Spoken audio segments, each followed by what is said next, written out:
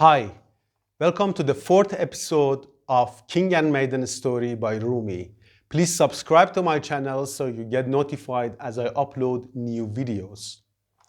Have you felt the rush of relief when you share something really secret with somebody, or when you're going through a pain? You feel relieved when you explain something to somebody else. Let's explore that. In this session, we will be talking about divine talking to the king. I start with reading few of the poems in poetic English, which I created, followed by an interpretation, and then I will be reading this in Persian, the original language of Rumi, to understand his beautiful poetic expressions in Persian. So let's begin. In verse 55, Rumi says, though my secrets you already see, grant me words to set you free. God is telling to the king, although I know the pain that you are going through, grant me the word, talk to me about the word, say the words in order for you to be free.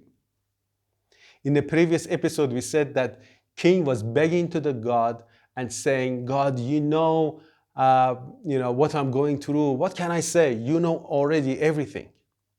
And here the God says, you should actually share that with me yourself. And this highlights the important difference between divine knowledge and human expression, human needs for expression. So the universe or divine knows everything, of course, about our intention, how we feel, etc. But for humans, they have this need to express themselves. And through the expression is that when we go through a very positive transformation. So the king, through going through the pain of seeing the maiden being unwell and not being able to cure her with a lot of physicians, he went through that pain, and then the next step for him is to express his feelings to the divine. And you can see this can be also very relevant to the modern life. As you see, one of the main benefits of going through counseling or talking to the psychologist is that people talk and express their feelings. They talk about their thoughts and the feelings, and that creates a lot of positive psychological impact. So it's important that we pay attention to that, and if we have something, we communicate that to others, or who we trust, or to the universe or to the divine. That can also help our relationships. So as we are more open and tell our friends and loved ones about our heart feelings and being vulnerable, that also deepens our relationships.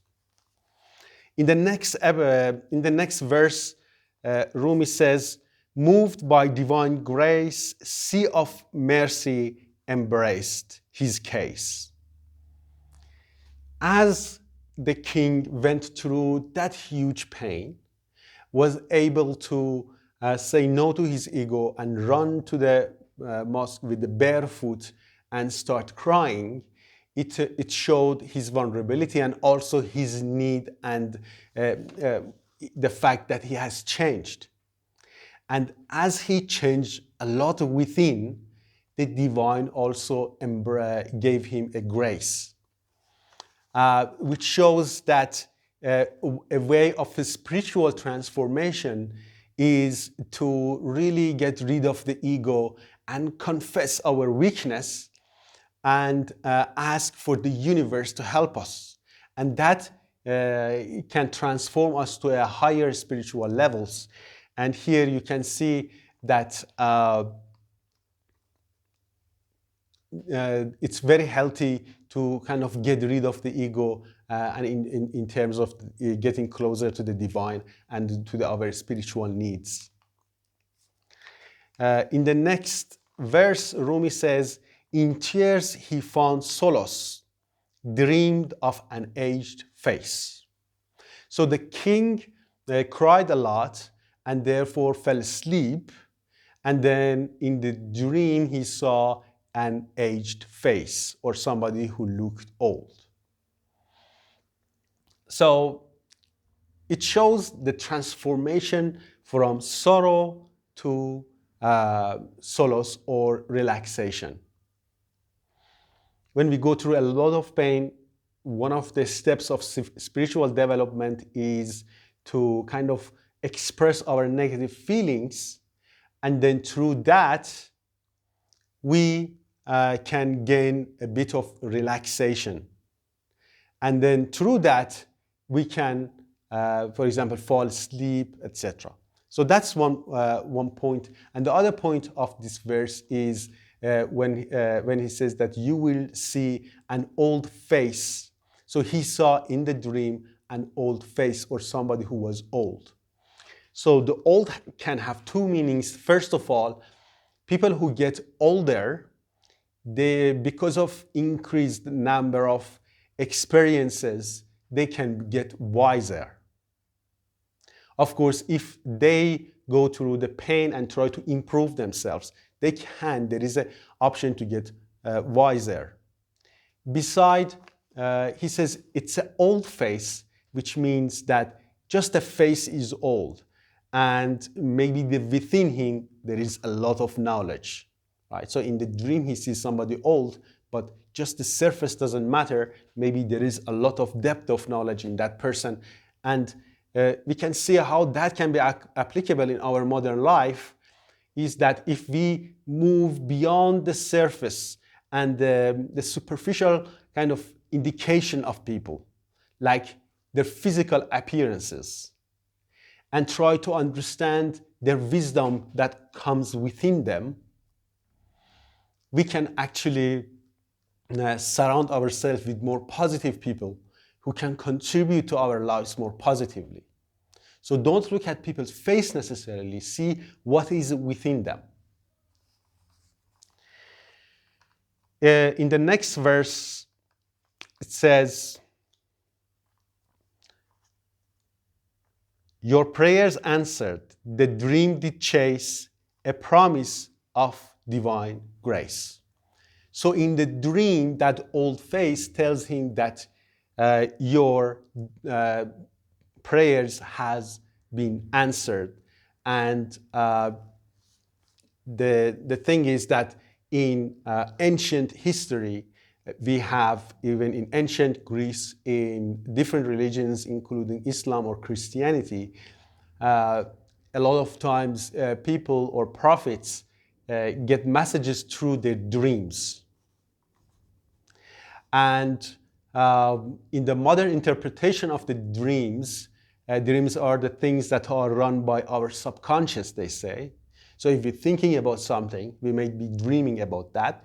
That can be true, but when you go higher in your spiritual development and you get rid of ego, there is a chance that you see things in the dream that carry a message for you.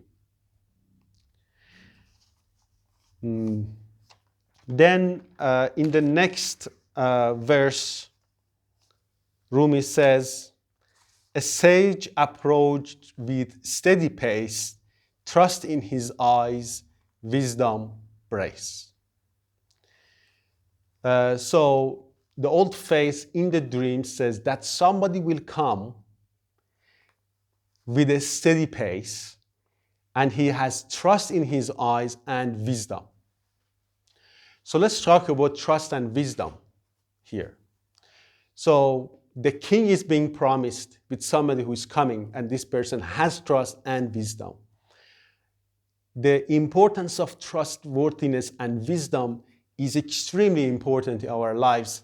I remember many times I had a lot of challenges during my work, and just being in touch with people who were both wise and trustworthy really helps me to develop and kind of have not only spiritual development, but also development in terms of my career and work. And I think it's very important that we surround ourselves with people who are both wise and trustworthy. So the king is promised to see somebody who is old, who is wise and trustworthy, to come, showing the importance of these two elements that is very applicable to our lives. And also, this person is coming with a steady pace, walking with grace. And let's talk about a little bit about that. So king is in the state of desperation, and he sees in the dream that this person is coming with the grace. So a lot of times, in order for us to know whether somebody is very congruent with themselves, whether they are not only the words that they communicate, but they actually practice those words and they live through what they say and what they communicate, is to see their body language. The body language of somebody who is more relaxed, who walks with the grace, can show a congruence in them, which can be valuable for us to see whether somebody who is trustworthy and also wise, whether they are really congruent. So these three things together, a great body language that shows inner peace and wisdom and trustworthiness, is extremely important. And so the king is being promised that somebody will come and help them. Now let's read these verses in Persian to hear the beautiful musicality of Rumi's poem, and kind of transcend to the journey that he was going through a little bit deeper. لیک گفتی گرچه میدانم سرت، زود هم پیدا کنش بر ظاهرت. چون برآورد از میان جان خروش، اندر آمد بحر بخشایش به جوش.